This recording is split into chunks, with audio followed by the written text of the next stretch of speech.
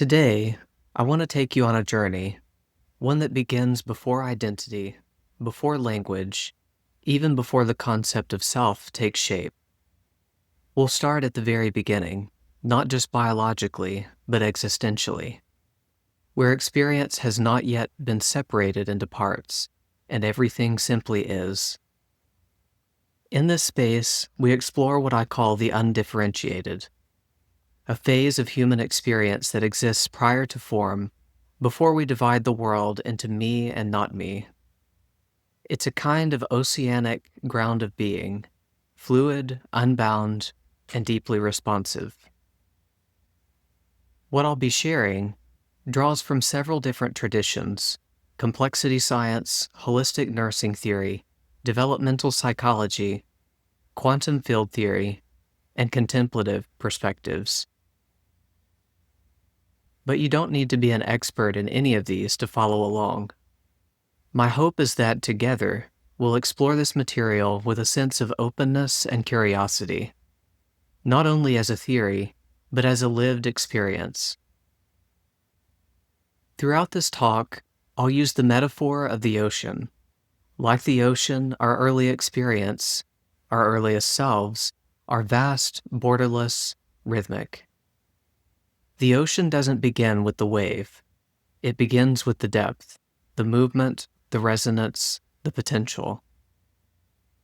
And just like that ocean, human beings are not a collection of isolated parts.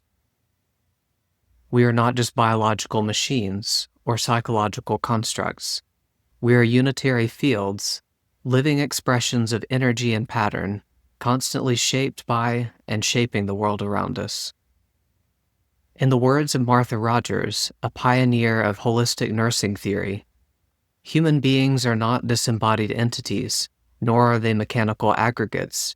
They are unified wholes, possessing their own integrity and manifesting characteristics that are more than and different from the sum of their parts. So today, we begin not with the self as a structure or a role, but with the self as a field, responsive, resonant, and wide open to possibility. If we stay with the ocean metaphor for a moment, imagine standing on a shore, watching the water stretch endlessly to the horizon.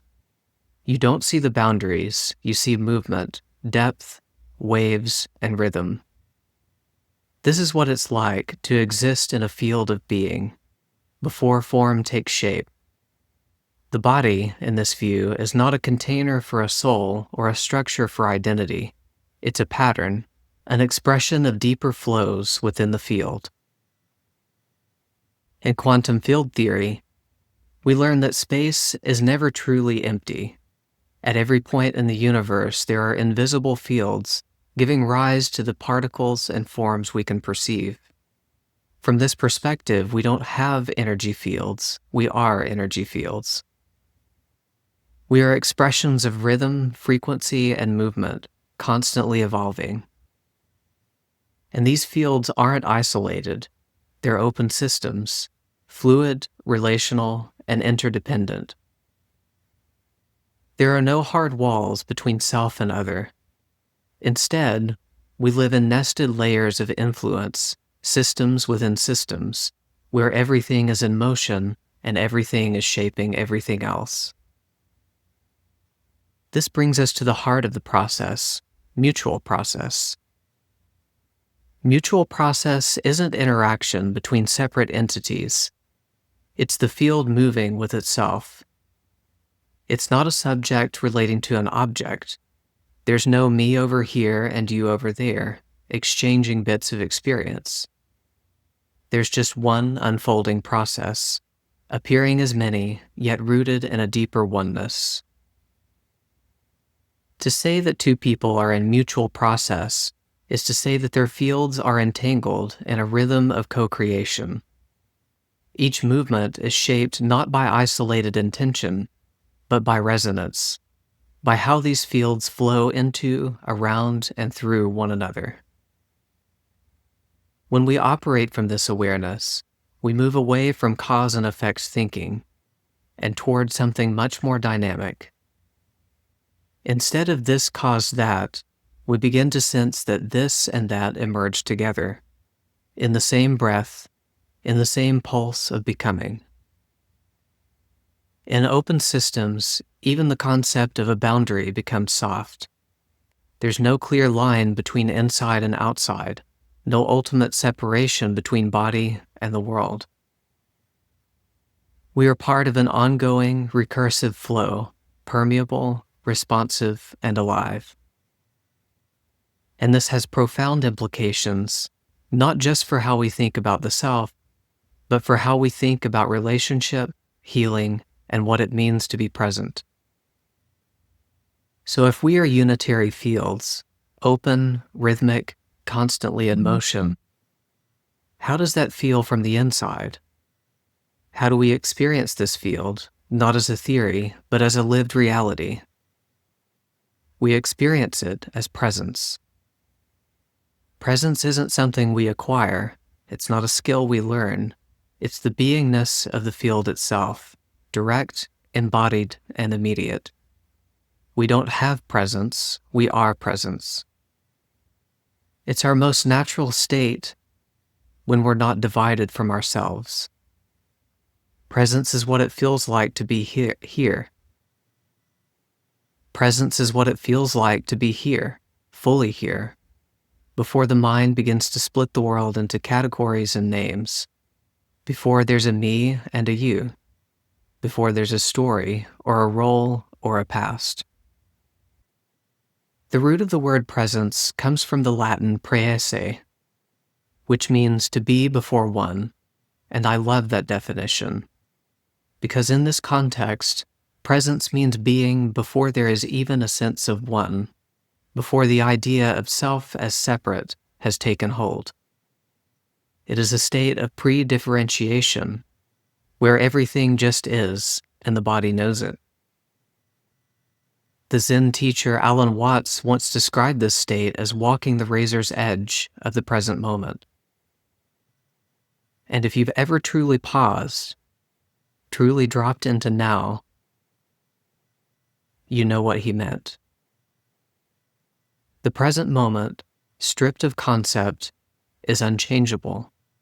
Nothing can be added to it, and nothing can be taken away. It just is. And yet, paradoxically, it's also full of potential. Because from this still point, from the ground of I am, everything begins. Not I am this or I am that, but simply I am. A quiet, felt knowing that precedes identity, memory, and language. A resonance of being that is not yet formed, but deeply alive. This ground of presence is not ego. It's not personality or preference. It's not shaped by roles or history. It's the unconditioned essence of being, a kind of stillness that underlies all movement, and yet gives rise to all experience. And here's the beautiful thing. Even as differentiation happens, even as form, identity, and selfhood emerge, this field of presence remains. It's never lost. It's never lost. It simply becomes layered over. But it can be returned to through awareness, through relationship, through resonance. It is, in a very real sense, the thread of wholeness woven through the self. So how does the unformed begin to form? How does the open field of presence begin to shape into something we can recognize as a self? It happens through pattern. Pattern is not a fixed thing. It's not a static design stamped onto the self. It's a dynamic expression, a kind of fingerprint that reflects how our unique field of energy is unfolding, moment by moment, in response to the environment. In this way, pattern is the visible language of the invisible. Our behaviors, physiological responses, emotional rhythms, even the way we relate to others, these are all manifestations of a deeper field patterning. They're not isolated events, they are expressions of coherence. and they are shaped through a process known as self-organization. Self-organization doesn't require control or direction from the outside. It arises through the mutual process we've been talking about, where the field responds to what's happening around it and begins to stabilize into recurring patterns. Think of a swirl forming in water, not imposed, but emerging through the movement and flow. This happens most powerfully at what complexity scientists call the edge of chaos, that fertile zone where there's just enough structure to hold coherence, but enough openness to allow for creativity and transformation. At this edge, we begin to see the first crystallizations of identity, not rigid or defined, but rhythmic, fluid, emerging. You might picture it like this: a wave beginning to curl within the ocean, still part of the sea, but beginning to take form. From this rhythm, we begin to perceive the early formation of self, not as a fully defined entity, but as a cohering pattern within the larger field. We are witnessing the shift from being to becoming. And importantly, these patterns form through relationship. They form in response to resonance, touch, tone, gaze, all of which shape the infant's experience of coherence or fragmentation. Every whisper of containment, every pulse of presence becomes part of the body's memory. The system, what we call the self, doesn't develop in reaction to large dramatic events alone. It is shaped by the subtle, repeated rhythms of relationship, by what is felt again and again. To really understand how these early patterns take shape, we have to enter the world of the infant, not from the outside looking in, but from the inside out. At the very beginning of life, the infant exists as a unitary field. There are no solid boundaries between self and the world. Experience is immersive, continuous, and undivided. There is no me and not me, no separation from the mother or the environment, just the flow of sensation and response, just the field. This is what Winnicott meant when he said there's no such thing as a baby. He wasn't denying the infant's existence. He was pointing to the fact that the infant cannot be understood apart from the relationship. The infant and caregiver exist within a mutual, recursive field, shaping and being shaped by one another. In this early space, the infant is formed not through concepts or language, but through rhythmic synchrony. Rhythmic synchrony is the subtle alignment between the infant's internal rhythms, breathing, heartbeat, muscle tone, affect, and the caregiver's voice, touch, gaze, and movement. It's a silent choreography of connection. This synchrony helps regulate the infant's sensory systems, provides a scaffolding for coherence, and offers a felt sense of continuity. Even before there is time or thought, the infant is being shaped by rhythm. This is the language of the pre-self, a music of mutual process that lays the foundation for everything that follows. It's not about content, it's about tone, flow, timing, and safety.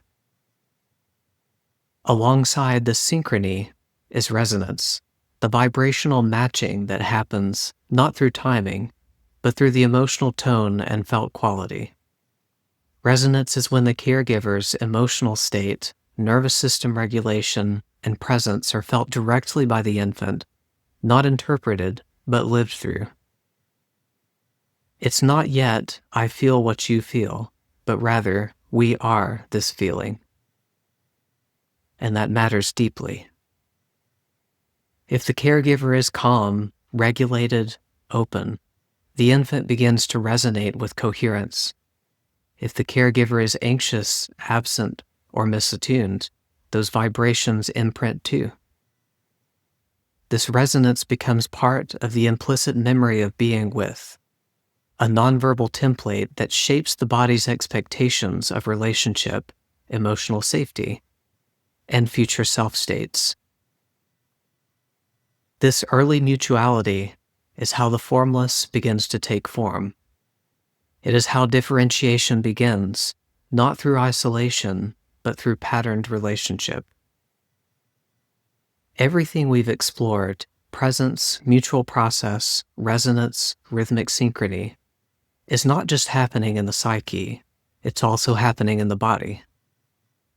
Before the body forms distinct systems, before we can speak of nervous system or immune system as separate parts, there is a vibrational matrix, a field of rhythm and resonance, shaped by the maternal environment. Hormones, emotional tone, sleep cycles, nutrition, and the caregiver's internal state, all of these are not just influences, they're participating in the formation of the body itself. This early field is like a primordial soil, and within it, the seeds of our physiological systems are being planted. The 𝐓𝐵A axis, which governs our response to stress, begins to tune itself to the emotional climate of the caregiver. The gut and immune systems, which we know are deeply connected to mental health, develop in response to microbial, immune, and emotional inputs from the maternal field. Even the tone of the vagus nerve, which governs rest, digestion, social engagement, is shaped by these early rhythms of relationship. So the nervous system is not built in isolation, it's built through resonance. This means our physiology, our patterns of stress, digestion, immunity, even chronic symptoms, carry the imprint of our early field experiences. But this isn't deterministic, because the field remains open. The body is still responsive to new rhythms, new relationships, new configurations of presence and pattern. And this is where the model becomes not just explanatory, but transformative. Whether you're holding space for an infant or working with adults, the principles are the same. We regulate through relationship. We shape experience through attunement. We recognize the system through presence, rhythm, and safety. In therapy, in bodywork, in parenting, even in friendship, this understanding reminds us that change doesn't come only through insight or willpower. It comes through repatterning the field. It's through being with, not fixing. It's through meeting, not managing. And it's through presence, not performance. Even in adulthood, we can return to the ocean. We can find coherence not by going back, but by going deeper, reconnecting to that original field of being that has always been there beneath the layers of form. Because before we were this, we were that, open, vibrating, whole. So as we end, I invite you to reflect on this. The self is not a fixed object to be found, but a living field to be experienced.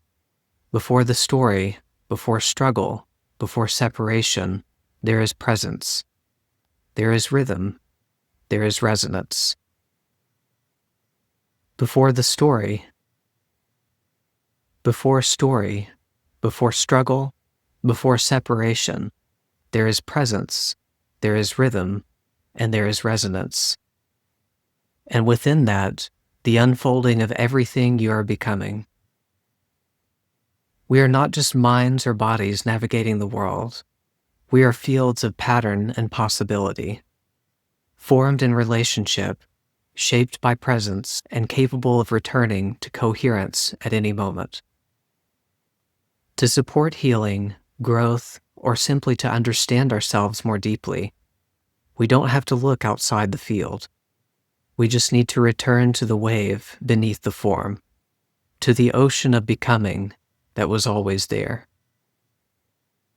If this perspective resonates with you, and you would like to see more content, please like and subscribe. For additional information, see the description below. And please feel free to leave a comment sharing your experience of this.